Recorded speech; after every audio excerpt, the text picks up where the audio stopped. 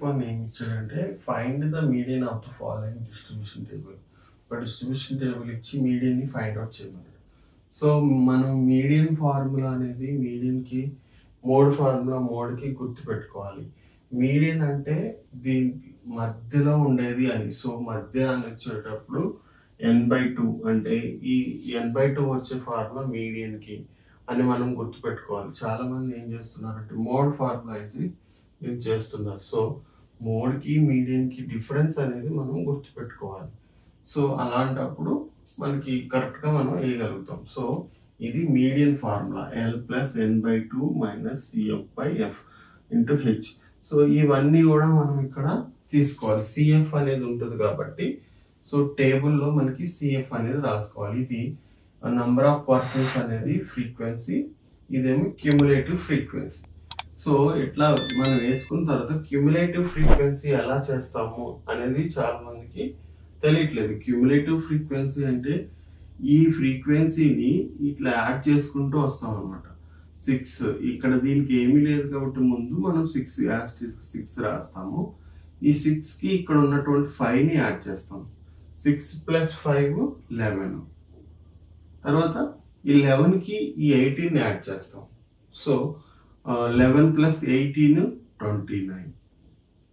ఈ 29కి మళ్ళీ ఈ 11ని యాడ్ చేస్తాం. ఈ 11కి 29ని యాడ్ చేస్తే 29 + 11 40. 40కి 6 46. 46 + 4 50. సో ఈ అడిషన్ కూడా చాలా పర్ఫెక్ట్గా చేసుకోవాలి.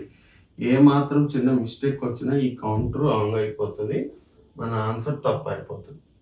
చాలా మంది చేసే మిస్టేక్ ఏంటంటే సిల్లీగా ఈ అడిషనే కదా ఏముందిలే అన్నట్టు ఎలా పడితే అలా వేస్తారు. 49 48 అట్లా ఏదన్నా ఒక్కటి రాంగ్ మనం వేసాము అని అంటే మొత్తం రాంగ్ అయిపోతుంది. సో దీన్ని మనం ఏమంటాము n అంటాం. So n = 50 from the distribution table. మనం ఇక్కడ రాసుకోవచ్చు, కింద రాస్తాం కాబట్టి నేను ఇక్కడ రాస్తాను from the above distribution table.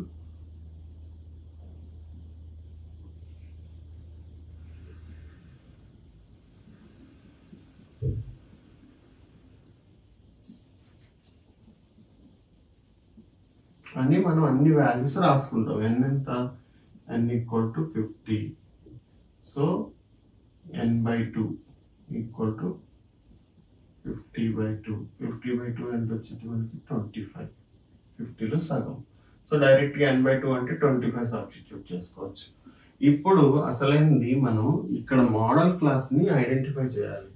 Modal class ఎక్కడ ఉంది అనేది మనం ఎట్లా ఐడెంటిఫై చేస్తామంటే ఫ్రీక్వెన్సీలో ఎక్కడైతే హైయెస్ట్ ఉంటుందో దాన్ని మనం మోడల్ క్లాస్గా తీసుకుంటాం. 6 8 6 5 18 11 6 4 అని ఉంది. సో ఇక్కడ హైయెస్ట్ ఫ్రీక్వెన్సీ మనము 18 చూస్తున్నాం. సో 18 హైయెస్ట్ ఫ్రీక్వెన్సీ అయినప్పుడు 15 20 అనే క్లాస్ మోడల్ క్లాస్ అనమాట. సో దీనికి మనం ఎఫ్గా కన్సిడర్ చేసుకుంటాం. సో ఇది వెరీ ఇంపార్టెంట్. మీరు ఇక్కడ కానీ తీసుకున్నారనుకోండి మోడల్ క్లాస్, అప్పుడు క్యుములేటివ్ ఫ్రీక్వెన్సీది మారిపోతుంది, ఎఫ్ అనేది మారిపోతుంది, మీ ఆన్సర్ రాంగ్ అవుతుంది.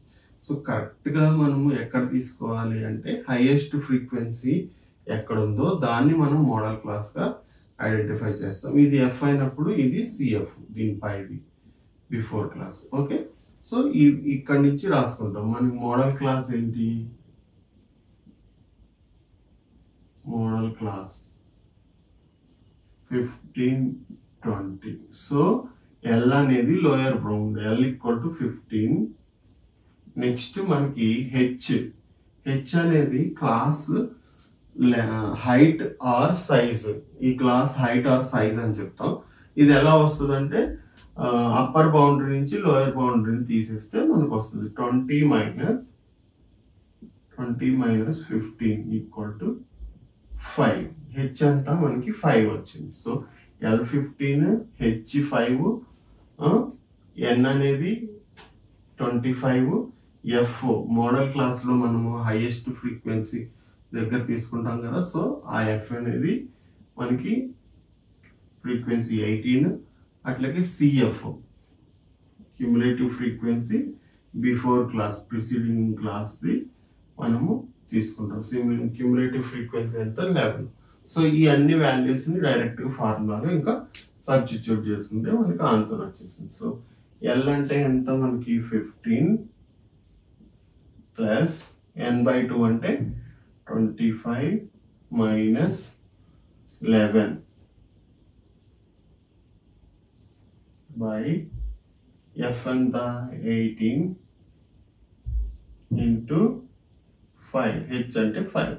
సో ఈ క్యాలిక్యులేషన్ అనేది ఇంకా కొంచెం కేర్ఫుల్గా చేసుకోవాలి. ఈ క్యాలిక్యులేషన్ కూడా కరెక్ట్గా చేయకపోతే ఒక మార్క్ అనేది పోతుంది లాస్ట్కి.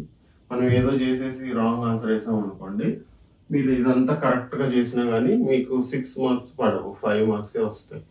సో క్యాలిక్యులేషన్ కూడా important. So 15 plus 25 minus 11 14 by 18 into 5. So ఇది 2 టేబుల్లో క్యాన్సిల్ అయ్యేటట్టుంది కదా.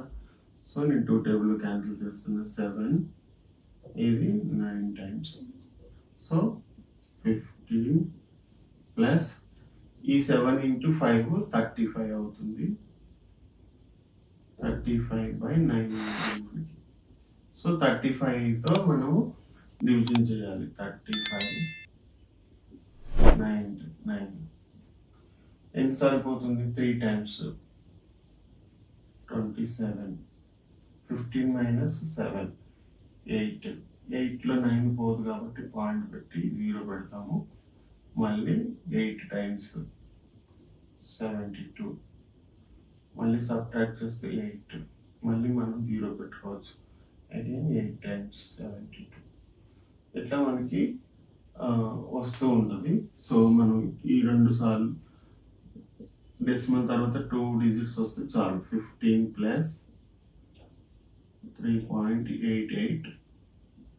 సో ఈ 3 దీనికి యాడ్ చేసుకుంటే 18.88 అనేది మనకి మీడియన్.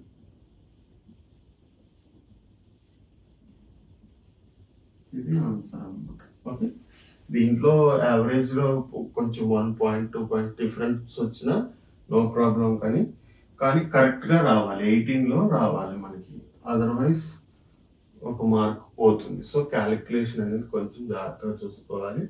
అండ్ ఇక్కడ మోడల్ క్లాస్ ఐడెంటిఫై చేసేటప్పుడు కూడా వెరీ కేర్ఫుల్గా చూసుకోవాలి. ఓకే.